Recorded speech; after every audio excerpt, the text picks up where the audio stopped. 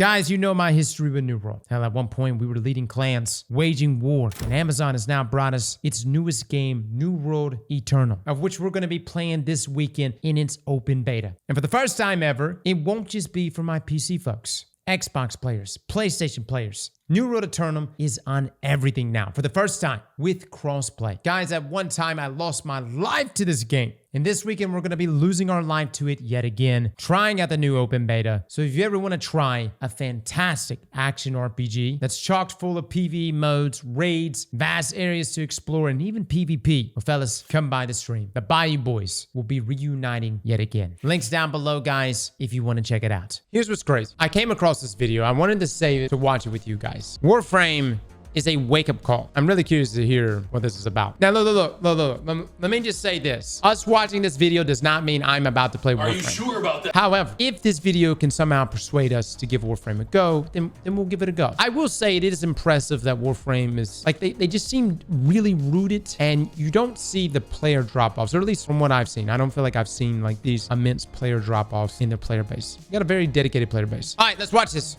Warframe is a wake-up call. Warframe is a wake-up call. Look, the phrases free-to-play and live service, whether by themselves or in combination with one another, don't fill players with a lot of confidence. And they shouldn't. Because they become synonymous with games and studios that are under-delivering on a product and service while asking for the absolute most from their audience. More time, more engagement, more money, extracting as much as they possibly can while putting in the least amount of effort. Warframe is the most well-known yet under-discussed and underappreciated games in all of gaming. It's often referred to as the internet's best-kept secret, and I'm tired of it being a secret. For all intents and purposes, Warframe is the blueprint by which many of these free-to-play games and live service games should be following, but they're not.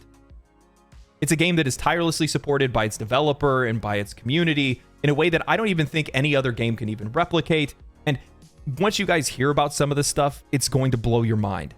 Dude, can you imagine if somebody gave a sales pitch like this for Destiny? I'm not saying that his sales pitch here is unfounded, but man, that is a hell of an endorsement. Free-to-play and live service is supposed to be a way for developers to be able to deliver a smaller product and grow it over time. Be able to deliver a valuable service, a valuable product, and grow it while the community supports it. And that's the kind of game that Warframe is. That's what we're going to be talking about today. So what is Warframe? It's a looter shooter, live service MMO with a third-person perspective. You play as a Warframe, you're dashing through levels, taking down enemies, farming up materials, currency, and other items so that you can continue to build more weapons and more Warframes to use. Warframes vary in their looks and abilities. Some of them play like a ninja, others like a battering ram or even a wizard. There's even a frame that lets you create your own music so that you can buff other players. You have pets, ships, clans, PvP, personal housing, boss fights, a roguelike, a fighting game, open worlds, and more. It has consistently stayed in the top 20 of the most played games on Steam for over a decade. What? Other players. You have pets, ships, clans, PvP, personal housing, boss fights, a roguelike, a fighting game, open worlds, and more. It has Dude, those are the MMO aspects we need, and we needed a decade ago in Destiny. We've only been asking for that for like ever. Over a decade now, and in doing that, there is something inherently special here. If we look at the game's player base on Steam, while it's not burning the world down with insane peaks, it's maintained its player base consistently since 2013, and it's only continued to grow. So how has Warframe maintained that success? Why is nobody talking about it? And unlike many other live service games, why aren't we hearing people complaining about it or how it mistreats its players? Well, to answer that, we need to understand the game's history and that of its creators. After parting ways with Epic Games, as Epic went on to make Gears of War with Xbox Studios, they decided to pitch their own game idea, and they tried to do it for over a decade. That game was called Dark Sector. They struggled to find a publisher for this dark sci-fi MMO concept that they had, and ultimately Digital Extremes was forced into doing work for hire just to be able to keep the company afloat. Despite the continuous efforts to pitch Dark Sector to publishers, the studio continued to face rejection, primarily due to a lack of interest when it came to sci-fi games on the side of publishers, a sentiment that somehow never even changed even with the success of Halo. In a desperate move, Digital Extremes caved to a publisher's demands, shifting Dark Sector from a sci-fi MMO to a game that emulated the success of Resident Evil 4 at the time. This change involved transforming the protagonist from a space ninja to a CIA operative named Hayden Tenno, which strayed very far from the original concept. The studio, which had previously worked on BioShock's multiplayer and The Darkness 2, found itself struggling to find any contracts as they began to dry up and publishers wanted to start making games in-house. Observing the success of free-to-play games like World of Tanks in 2010, Digital Extremes saw an opportunity in an emerging market. They didn't see free-to-play as a way to be able to milk players. They recognized and saw the potential to be able to create something smaller and grow the game over time rather than trying to pursue a traditional release. Facing imminent financial collapse with only 12 months of funds remaining, Digital Extremes decided to pursue a long-held vision for what used to be Dark Sector, and then was now codenamed Lotus. Within 2 months, they developed a working demo featuring spaceship raids and procedurally generated loot and layouts with an emphasis on co-op and PvE gameplay, recognizing there was a gap in the market. They approached free-to-play publishers asking for support, but they were getting rejected yet again. Undeterred, Digital Extremes decided to self-fund the project with only... That's the big point, is that they ended up self-funding. What do you think the reason was they were getting denied? Is it just because no one wanted to step in the ring with like Halo at the time? And nobody wanted to make, or like, why the steer? Because I love sci-fi. Sci-fi is a huge reason why I played Halo and also why I played Destiny. It was a risky bet. Well, I understand the free-to-play aspect being risky. I just mean from like that he's saying that publishers looked at sci-fi and was like, that's too risky. When we have had so many sci-fi bangers, you know what I mean? To self-fund the project with only 9 months of funds remaining, wanting to give it their all rather than simply just walk away. The development of the alpha version of the game saw significant involvement from Rebecca Ford, an intern who led the creation of their community team. This team was crucial in gathering and responding to player feedback, a strategy that helped shape the game's development and ultimately its success. Embracing the success of Kickstarter campaigns that were going on at the time, Digital Extremes introduced supporter packs to raise additional funds. This approach, while initially slow, proved ultimately effective and demonstrated that there was an audience for their game. Thus, Warframe was born, a game over a decade in the making, who had faith in itself. Scorned by an industry, nobody else wanted to make it except for them. It released into beta on Steam in 2013 to over 20,000 players and has only continued to grow since. Over the years, I've come to realize that the vast majority of the studios that we grew up loving, the games that we grew up loving, the biggest studios and publishers that are out there all came from very similar humble beginnings, but the vast majority of them forgot about it. And the ones that don't end up being the ones that are the most loved and appreciated. Look at Larian Studios. Their story is almost identical to Digital Extremes. Yeah. They started off making their own games to limited success. They did work for hire for a while just to be able to keep the doors open. When that industry started to dry up and move away, they went to go make their own game in Divinity Original Sin. They danced with bankruptcy, almost losing the entire studio, but they found an audience that wanted to support it, and now look at them. Baldur's Gate 3 is heralded as one of the greatest games of all time. They blew up, as they deserve to do so. When I look around the industry right now, I see a lot of studios that are making games not because they want to make them, but because they're profit motivated, purely profit motivated. They no longer look at players as anything other than tools for making money, and that's it. Rather than looking at them for what they actually are, which is a means to be able to deliver a higher quality product, use their feedback and their information to be able to earn their money, and then by extension, make your game even that more popular. Because when players are happy, they tend to talk about it a heck of a lot more. And I've also noticed that, games... God, that's so true, man. No amount of marketing can buy that. When you've got an audience that is like shouting from the mountaintops to try this game, that's literally all the marketing you need. Like that right there will take care of everything. I also will say, like, audiences, we as gamers, we're more willing to support your dream when we think like what it is you're doing is genuine and authentic. We saw that most notably with Destiny when Bungie broke away from Activision. Dude, the support that rallied, I have never seen that level of support for Bungie ever, outside of maybe like in the golden days of Halo. But when everybody was like, oh yeah, they're doing their own thing now, dude, the support that they garnered from that, you had people recommending Destiny to everyone. Anyways, let's continue. Are a form of art, and without soul, there is no art. And in the case of games, I think a lot of players are starting to wake up and realize they can see it in your trailers, they can see it in your gameplay, they can see it when the soul isn't there. And when they know it's there and they see it's there, they're into that game. But when they don't see it, they don't want to have anything to do with it. And I think that's why we've seen a lot of games over the last few years fail. Digital Extremes started out with great intentions, to be honest with you. But that doesn't mean that they didn't make the same mistakes that many other free-to-play and live service games make time and time again, and that's with its monetization.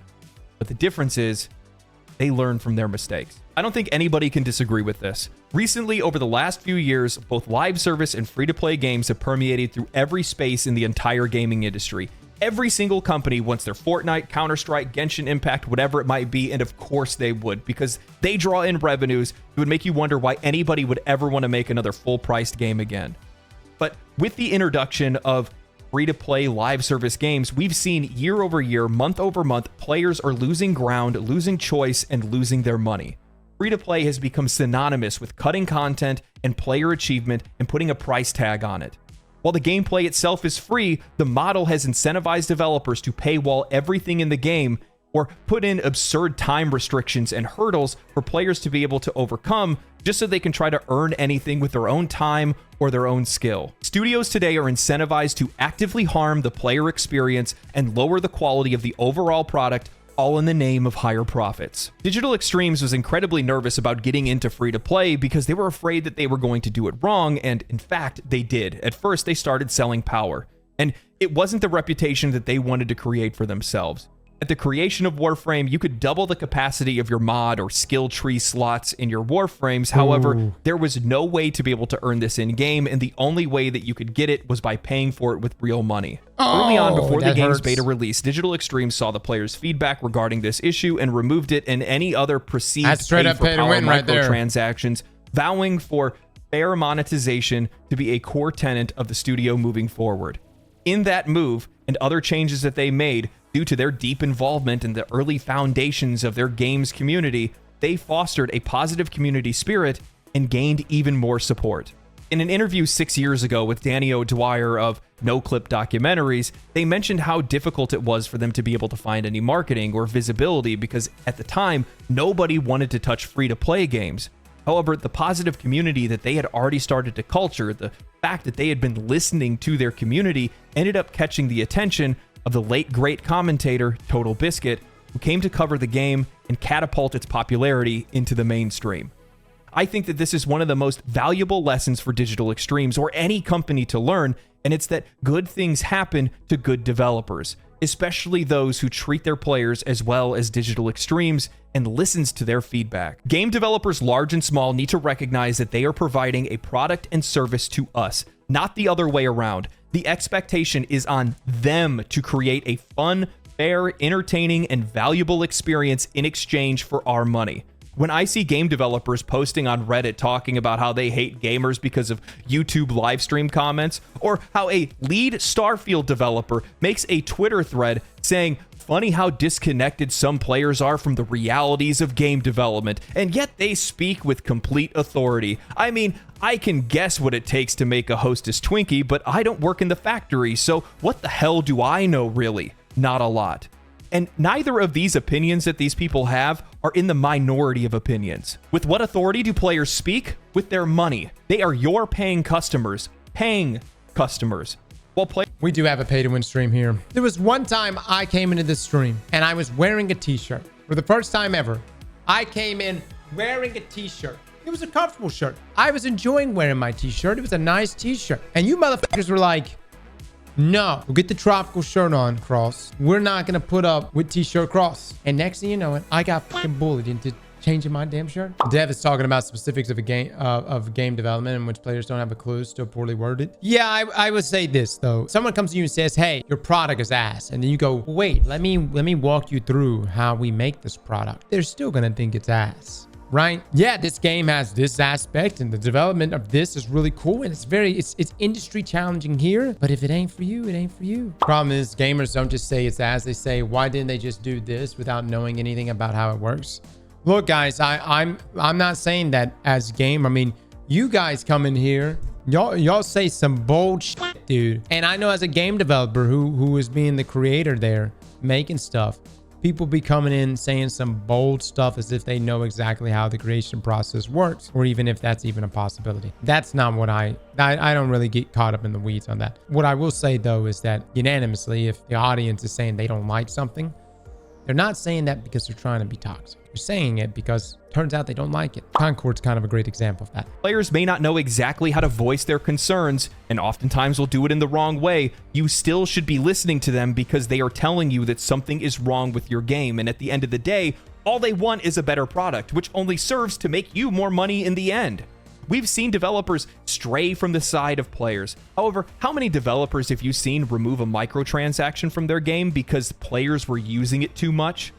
When Warframe introduced colors for their pet skins, they didn't realize that they had inadvertently created a gambling mechanic where players were trying to search for the rarest skin colors and the combinations that they wanted. DE saw that a player had rolled his pet's color 200 times and their stomach sank.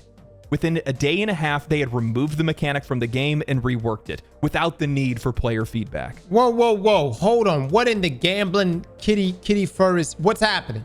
Walk me through this. You spent $20,000 on skin colors. You had to roll to get the fur color. Holy shit. So if you wanted morning yellow, but you rolled 1,000 times, which could cost, I mean, if I'm understanding this correctly, real money, and all 1,000 times gave you everything but morning yellow, and that's it? You got nothing from that? And they refunded his money. Oh, okay. Their stomach sank.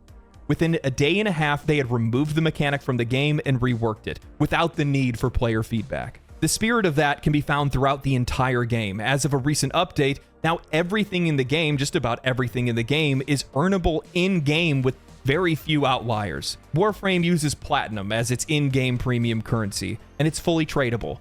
Players can go out, farm valuable resources, mods, weapons, and Warframe blueprints, and then trade with other players without ever even spending a dime. You would think that this is trapped behind some type of end-game progression or something, right?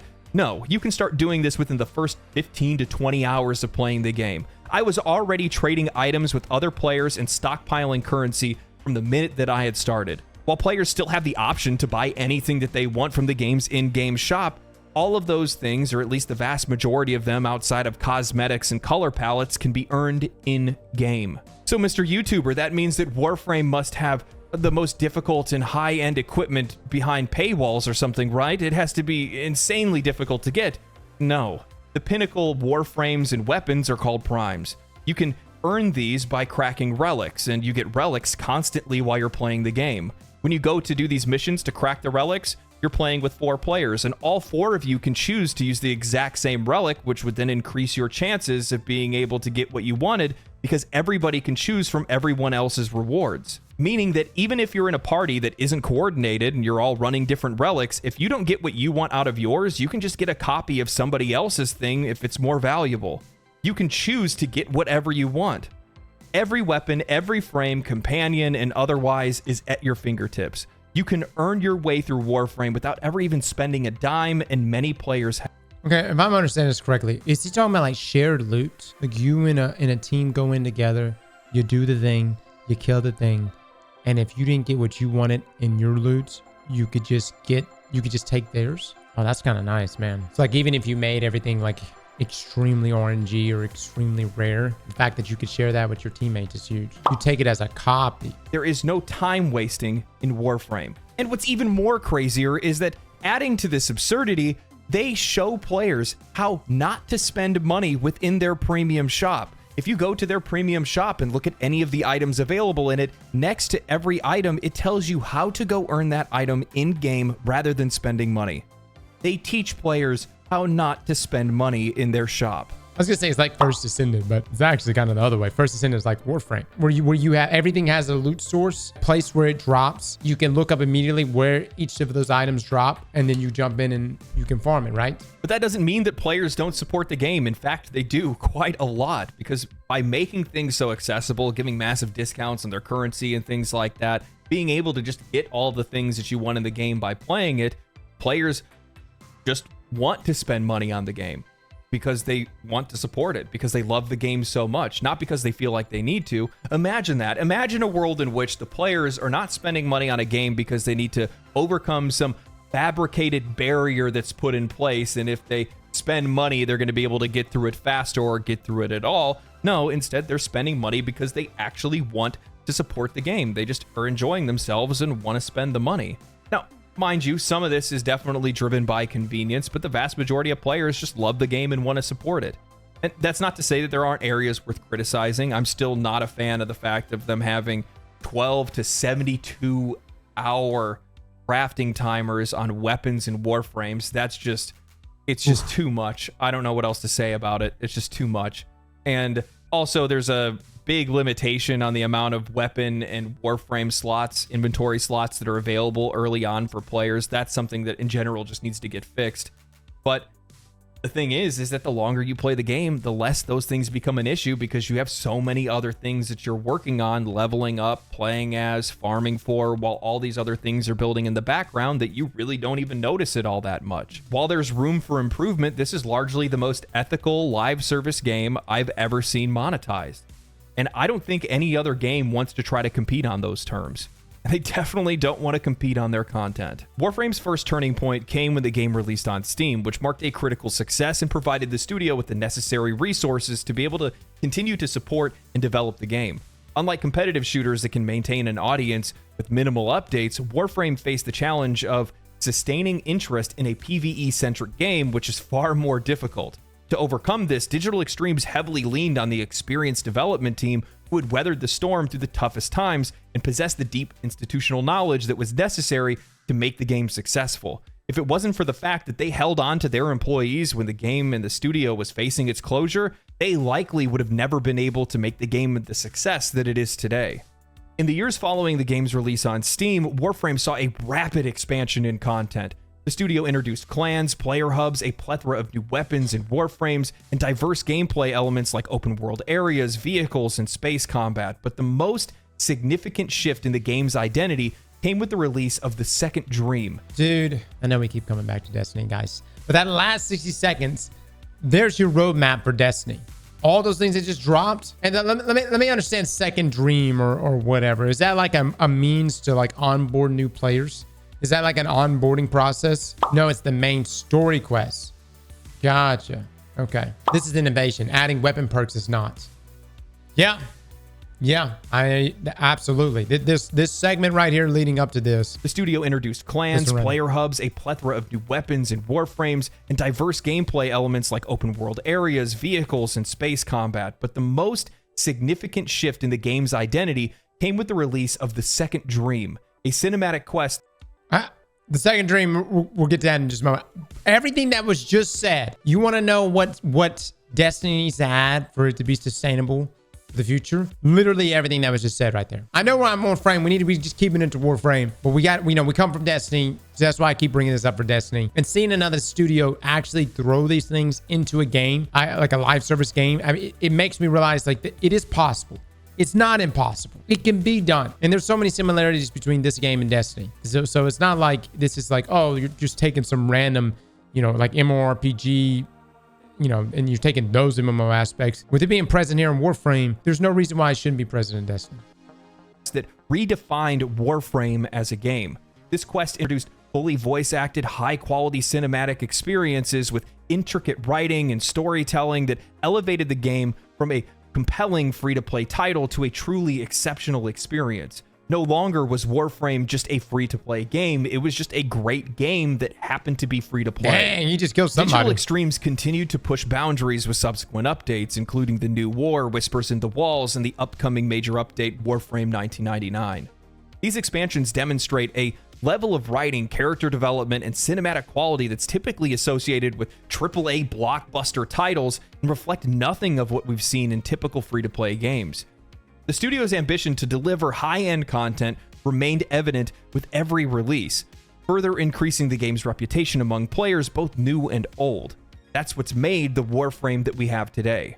One of the systems I was the most shocked by was at one point I unlocked what I can best describe as Sea of Thieves in space. You get a Railjack, a fully customizable ship that you can upgrade. It has multiple weapons that are controlled by other players in co-op. You hire NPCs to manage the ship. You fight other ships. You can board other ships, steal other ships, and raid enemy bases. While the feature didn't land well on release and it had its issues, what is available today is an absolute blast to play, and it feels like it's completely native to the game and like it could have been there from the start. In the landscape of live service and free-to-play games, many developers opt for the safe approach, focusing on incremental updates and minor changes rather than undertaking any significant overhaul. This safe strategy often results in steady, gradual improvements, but most major additions and transformative changes end up being locked behind paid expansions, premium content, and microtransactions. Typically, free-to-play games and live service games will introduce minor tweaks, seasonal updates, and limited time offers to try to keep players engaged. While Warframe does the exact same thing, they aren't strangers to making big splashes with major updates, and all the while, they're not charging the players a dime. Other games with standard offerings can sometimes refresh the experience and provide new incentives to be able to log in, but they rarely bring the wide sweeping changes that might significantly alter the gameplay or narrative, making the game overall feel more stale. The vast majority of games don't do this, and in combination with that lack of risk, they often let go of the developers that got them to where they are in the first place, ignoring the players that got them to where they are in the first place. And as a result, they hollow out their experience, leaving them with nowhere to go. All of these expansions are free. How does that work? How do they, and they make enough money to keep making content? Do they make enough? They have a new game coming out? None of this makes sense right now. So I'm just going to keep playing the video and see if it permeates. There's too much focus on monetization, and it's leading to a disparity between the expectations of the player and the financial outlook of the developer. Today, we have developers that are understaffed, underpaid, under a lot of pressure, under-delivering to their audience, while for some odd reason the company is still expecting more money. You have CEOs that are out there projecting growing profit without investing in growing content.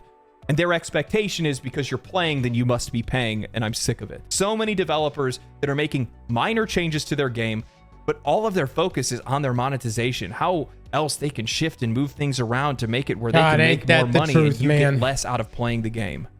And in that, the only thing that you're serving to do is make an audience that isn't loyal to you, that is just waiting, frothing at the mouth at the chance to be able to jump onto the next game and get as far away from you as they possibly can. Sure, they're playing your game right now. Sure, it's popular right now, but that's because they don't really have another option, and there's nothing else right now that's that hot. So once there is something that hot that comes out, you're done. That's it. Players are a valuable resource, and you need to value them. They provide you with everything that you need to be successful, both creatively and financially. And if you use them the appropriate way, you can be huge, you can be massive. And while that's not the truth for every single game, because every single game is different, they have a different audience, they have a different use case, not everybody plays the same kind of games. When you value them, they keep you afloat. They help you grow. And in the case of Digital Extremes and Warframe, I don't think that there's another developer that's out there that appreciates their audience the same way or does the same things that Digital Extremes does with their audience. Initially, I had wondered how Warframe was able to hold on to such a consistent player base for so long. Regardless of good or bad updates, new games, or financial declines, their core audience has stayed rock solid for over a decade now, and in and of itself, that is a feat that very few games have accomplished. It wasn't until I started streaming my experience over on Twitch, playing the game for the very first time, that I was exposed to the game's community, and in that, I noticed how positive they are. An eerily similar experience I had with Final Fantasy XIV, but altogether completely different. Many players have been playing the game since alpha. They've unlocked everything in the game, effectively. Okay, that is a weird thing. Final Fantasy XIV has one of the most positive communities in all of the game. The fact that that's even being compared. Look. What is this positivity you speak of? I'm from Destiny. What is a normal Warframe interaction? Beaten the game, logging thousands of hours. However, they are still logging in regularly, even daily. They are out there guiding new players and doing things that they've done thousands of times because they love the game that much. And I was curious where that comes from. While sure, the game has regular updates, new content, new weapons, and new Warframes, I couldn't see how Warframe could become somebody's daily driver until I saw how Digital Extremes engages with their community. Oftentimes, developers lay silent between content releases and major updates. They put their head in the sand, they let a couple people go out and respond or repost on Twitter, and only come out of hibernation to make promotional content to drive up interest around the next big update or major change. In that time of silence, I think it makes it feel like updates are further apart than they actually are. Players aren't engaged, and when they aren't engaged, they lose interest. And DE makes it really hard for you not to feel engaged as they support their community like they're content creators rather than game developers. Every single week, they go live on YouTube and Twitch to do something they call a dev short, where Steve Sinclair, the CEO of Digital Extremes, together with Rebecca Ford, the once community manager and now creative director of Warframe, just talk to the players for 15 minutes. They answer questions, they tell them about things that they're working on, they joke around. Dude, that's wild, man. That is wild to have that kind of FaceTime with your community. They do this every week. What other game studios give that kind of transparency to the players? I don't know. What other game companies are that grounded to make sure that their CEO of all people is constantly in contact with the players? None. And that's not all they do. Every Wednesday and Thursday, they host Prime Time over on Twitch, and each of them have their own separate streams for English and Spanish, where the developers and community managers come out to play the game with the players. Have you ever heard of anything more absurd than that? Developers actually playing their game and playing their game with players with an audience up to 250,000 viewers, giving away skins, Twitch drops, different items, premium currencies. They tell stories, they play trivia games with chat, and they show off different community art submissions. They are more involved with their community than I think any developer ever has been, and the fruits of their labor shine so brightly. It shines in how positive their community is, how engaged they are, how well the game is developed and supported, how solid the monetization is. It's why they are allowed to take the risks with the games like they have, and even with future games in development like Soulframe. The players know that they're appreciated. They know that the developer is trying to achieve something, and they can tell that they truly love what they are doing. They can clearly see that these developers love their game, and it shows. Digital Extremes recognizes what many developers have slowly started to drift away from, that players are a part of your game, and without them, your game wouldn't be what it is. And in fact, for Warframe, that's literally true. In the early days of Warframe, movement is exactly what you would have expected the game to be, just a over-the-shoulder third-person shooter. It had sliding and running, but overall the movement was slow. Players discovered an exploit where they called it Zoran coptering, where they could essentially fly across maps, sling themselves across maps, and complete missions in a fraction of the time. Instead of removing this, instead of standing against the players and changing something that the players were enjoying or doing, they recognized that the players were exploiting this because they were trying to avoid something that was actively ruining their experience. So Digital Extremes revamped the entire movement system for the game, reworking it from the ground up to be one of the most fluid movement systems in all of gaming. Dude, that is wild. I know he hasn't said it at all, but I mean, I'm feeling the shots being fired, especially in that last bit, considering the amount of movement that has been nerfed inside of Destiny for whatever reason. Over the last few years, I've noticed a conversation that's popped up between game developers and game journalists, and they're talking about how cold and unfeeling and unsympathetic gamers are towards the plight of the industry, how some of these companies are failing, how games are failing, how companies are going out of business, how people are losing their jobs, and they are absolutely right. Because at the end of the day, we are consumers, we're buying games, and if you do not make a game that we want to play and it wasn't worth our money and we wasted it on your game and you go out of business as a result of that, that's on you. You got what you got coming to you. But it didn't used to be like that. And I think the reason why is because, and this is something that's just kind of evolved over time, is that many of the companies that are out there right now, some of the biggest companies that are out there right now, came from humble beginnings, no different than Larian Studios or Digital Extremes or anyone else that's out there. But when they were smaller, they felt like they were one of us because they were one of us. They were players that were making games because they wanted to make cool games for them to play and for other people to play. As time went on and they got bigger and they made more money and they started selling out and literally selling out to other companies, what ended up happening is that conversation changed. That interaction that we used to have, that relationship that we used to have with the developers, that parasocial-like relationship that we had, started to disappear because they started talking to us through a veil of money. It was always apology letters and tweets that are just trying to manipulate the truth more than anything else. It's all gaslighting. You're not trying to help us. You're not trying to do anything for us. You're just trying to make money. Like, if you just want to make money, go make money, dog. Say you're doing it for it. I'd almost have more respect for a company that just laid their nuts out on the table and said, we're doing it because we want your money. Rather than trying to paint it these colorful words to try to make it feel like they're our friends and really this is all just for you guys.